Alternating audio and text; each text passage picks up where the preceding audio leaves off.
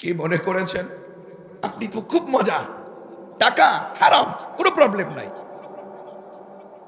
টাকা ঘুষ কোনো প্রবলেম নাই, সুদ কোনো সমস্যা নাই, শুধু টাকা হইলেই হবে। ক্ষমতা শুধু নেতার সাথে সম্পর্ক। আমি বলি আপনাদেরকে একটা কথা, আজকে আমি বলে দিচ্ছি, আমার কথা মনে রাখেন।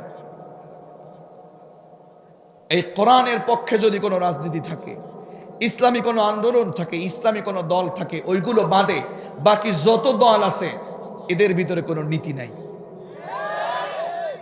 হুজুর এটা কেন বললেন? হ্যাঁ, কোরআনের কাছে অন্য কোনো নীতি টিকে না।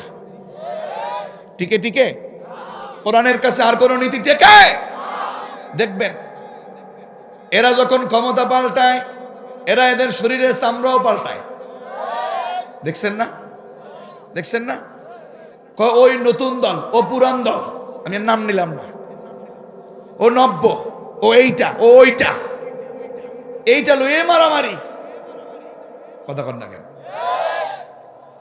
কিন্তু একটা জিনিস নিয়ে মারামারি নাই, কতগুলো মানুষের নাম ঘোষণা করে দিল।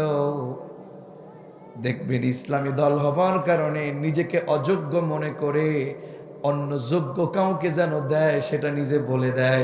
কোনো মারামারি নাই, তুলাতুলি নাই, রাগারাগি নাই, হিংসা হিংসি নাই।